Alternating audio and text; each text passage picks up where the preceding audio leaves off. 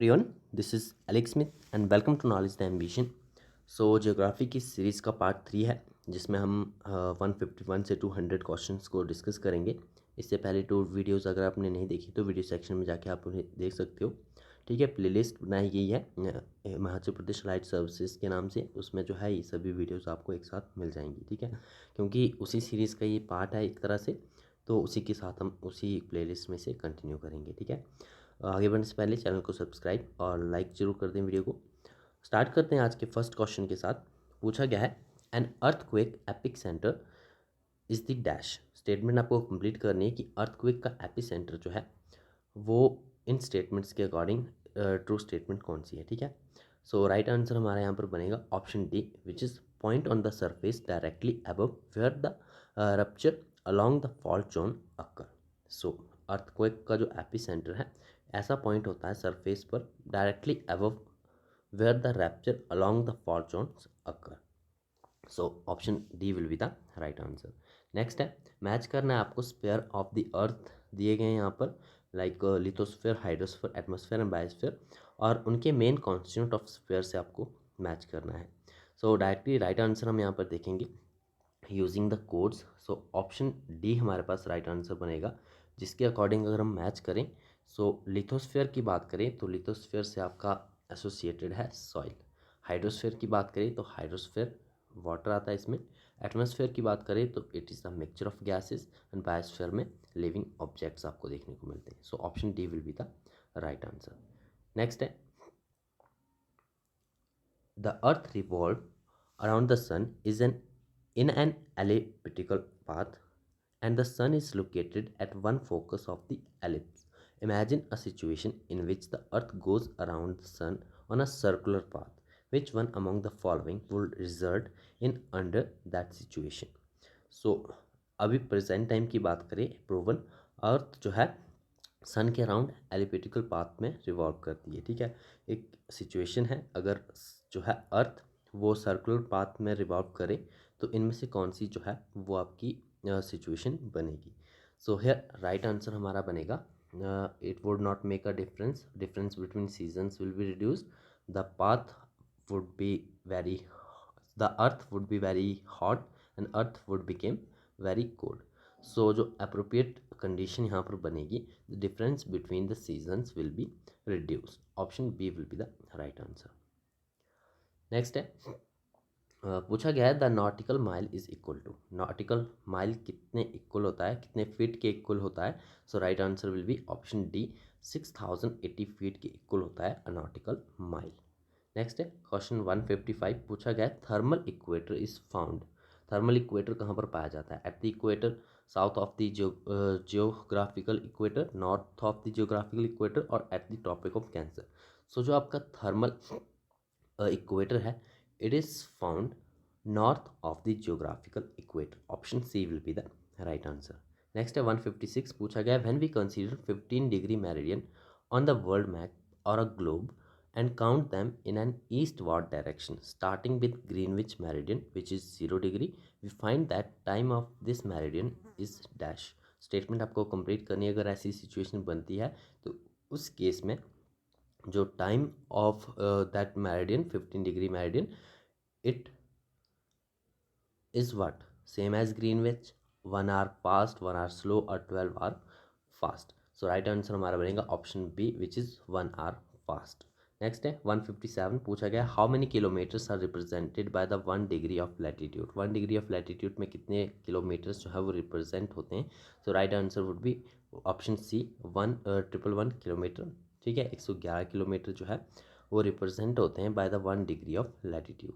Question 158 है, पूछा गया distance between the two consecutive longitude at the poles is dash, which is यहाँ पर दिए गए हैं आपके longitudes 90 degree east and 92 degree east. तो इनके बीच में जो डिस्टेंस है वो कितना होगा। So right answer would be option A, it's 0 kilometre.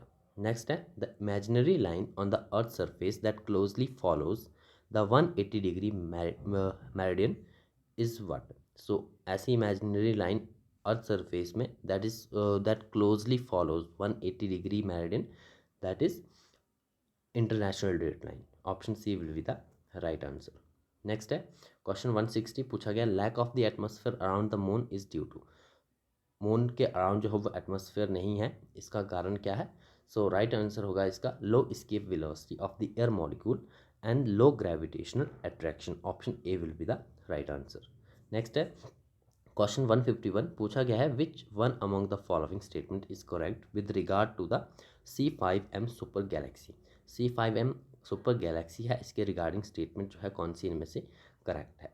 सो यहाँ पर अगर आप स्टेटमेंट पढ़ोगे तो ऑप्शन बी राइट आंसर बनेगा, it is the large military transport aircraft. ठीक है, option B will be the right answer. Next है 162 why do we have a leap year every 4 years. Leap year का reason क्या होता है? Every 4 years में हमें लीप ईयर देखने को मिलता है। सो इसका मेन रीज़न है the length of a year is not an integer number of days. ठीक है, उसी वेरिएशन की वजह से 4 ईयर्स की ड्यूरेशन में हमें एक दिन एक्स्ट्रा देखने को मिलता है। नेक्स्ट है डायग्राम आपको दिया गया है, डायग्राम में आप देख सकते हो यहाँ पर नॉर्थ पोल, हॉर्स लैटिट्यूड और यहाँ पर ए जो दिया गया है आपको, इसे जो डायग्राम में ए दिया गया है इसे डिनोट करना है। It denote what? So right answer क्या है इसका? राइट आंसर है डोल्ड्रम्स। ठीक है, वेट अ मिनट, डोल्ड्रम्स नहीं, हाँ doldrums, these are doldrums. Option A denotes the doldrums. Option A will be the right answer. ठीक है, बाकी से जो आपकी लोकेशन आपको ध्यान में रखनी है, north pole, horse latitude, polar high sub belt and south pole की। नेक्स्ट है यहाँ पर डायरेक्शंस दी गई हैं, आपको स्टेटमेंट 1 एंड स्टेटमेंट 2 के अकॉर्डिंग बताना है कि statement 1 and statement 2, you are to examine these two statements carefully and select the answers to these questions using the codes below। कौन सी स्टेटमेंट ट्रू है और राइट एक्सप्लेनेशन है या नहीं, assertion और रीजन की तरह यहाँ पर दिया गया है। तो स्टेटमेंट 1 क्या कहती है? The planet Neptune appears blue in colour. Second statement है the presence of methane gas in the atmosphere of Neptune is responsible for its colour. So right answer क्या है? राइट आंसर इसका बनेगा, दोनों स्टेटमेंट्स जो है वो इंडिविजुअली ट्रू है and statement 2 is the correct explanation of statement 1। ठीक है, दोनों स्टेटमेंट सही है। नेपच्यून जो है it appears blue in colour और इसका रीज़न मेन बनता है the presence of the methane gas in the atmosphere of Neptune. Next है क्वेश्चन 165 पूछा गया the waves that help scientist to understand the internal structure of the earth are dash. ठीक है, कौन सी ऐसी वेव्स हैं जो कि हेल्प करती साइंटिस्ट को to understand the internal structure of the earth? So right answer है option B, these are the secondary waves. Option B will be the right answer. Next question है which one among the following is called terrestrial planet. इनमें से किसे जो है वो terrestrial planet कहा जाता है? सो राइट आंसर हमारा बनेगा ऑप्शन ए, मरकरी को हम टेरेस्ट्रियल प्लैनेट कहते हैं। ठीक है, नेक्स्ट है 167 पूछा गया if the time of a place located on 165 degree east meridian is 11 p.m. on Sunday, what would be the time at the place located 165 degree west meridian? So यदि आपको calculate करना है तो आप कैलकुलेट कर सकते हो। राइट आंसर पे हम जाएंगे, इट्स 11 p.m. On Saturday. एक दिन का जो है वो डिफरेंस पड़ेगा between these two meridians. East और वेस्ट की बात की जा रही है तो 165 डिग्री ईस्ट और 165 डिग्री वेस्ट मेरिडियन के बीच में 24 आवर्स के यहाँ पर डिफरेंस आपको देखने को मिल जाएगा। ठीक है, 1 डे का। ठीक है, नेक्स्ट है which one among the following statements true about the international date line is not correct. Not correct पूछा गया है इंटरनेशनल डेट लाइन के बारे में। सो यहाँ पर अगर आप स्टेटमेंट पढ़ोगे तो ऑप्शन सी जो है वो इनकरेक्ट स्टेटमेंट है यहाँ पर, which is our right answer। So the difference in time to the extent of 1 day on either side of international date line is caused by the inclined axis of the earth। So incline axis of the अर्थ इसका main reason नहीं होता है। बाकी statement यहाँ पर true है। Statements आप पढ़ लीजिएगा।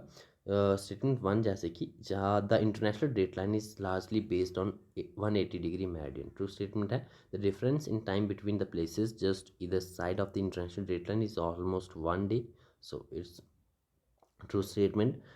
फोर्थ स्टेटमेंट था international date line mostly passes through the Pacific Ocean, so it's also a true statement. Next है क्वेश्चन 169 पूछा गया है which part of the earth surface experience least variation in incoming solar radiation through a air. So least variation किसमें? Incoming solar radiation throughout the air कहाँ पर देखने को मिलती है? On the earth surface. So right answer है हमारा option B which is equatorial regions में ये वेरिएशन लीस्ट देखने को मिलती है। Option B will be the right answer.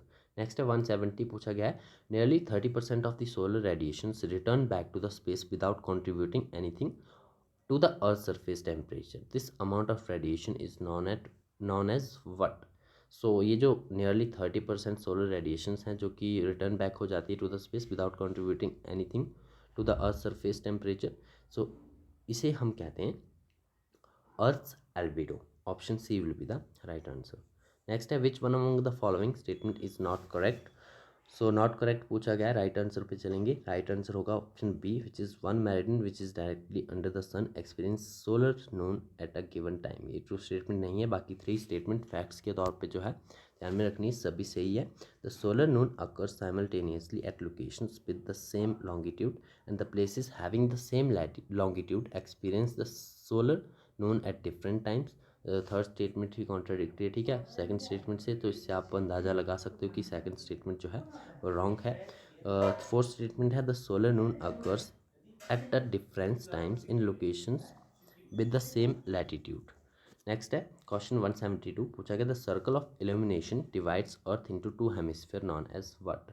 सो जो illumination of circle of illumination है जो कि डिवाइड करता है अर्थ को 2 हेमिस्फीयर में, उसे हम क्या कहते हैं। सो राइट आंसर है हमारा option C which is day and night. ठीक है, डे एंड नाइट का जो डिवाइडेशन होता है, जो लाइन और सर्कल जो है वो डिवाइड करता है, उसे हम सर्कल ऑफ इल्यूमिनेशन कहते हैं। ठीक है, जो अर्थ को जो है वो 2 हेमिस्फीयर में डिवाइड करता है। नेक्स्ट है 173 पूछा गया satellite having the same orbital period as the period of rotation of the earth about its own axis is known as what. So इसे हम कहते हैं the geostationary satellite. Geostationary satellites ऐसी सैटेलाइट्स होती हैं they having the same orbital period as the period of rotation of the earth. Next है 174 albedo effect के बारे में पूछा गया है would be relatively higher in which of the following, early morning, early और लेट इवनिंग, और noon और the late evening only. So जो एल्बिडो इफेक्ट है it would be relatively higher in early morning and late evening. Option A will be the right answer. Next है पूछा गया composite volcanic कौन के बारे में। It is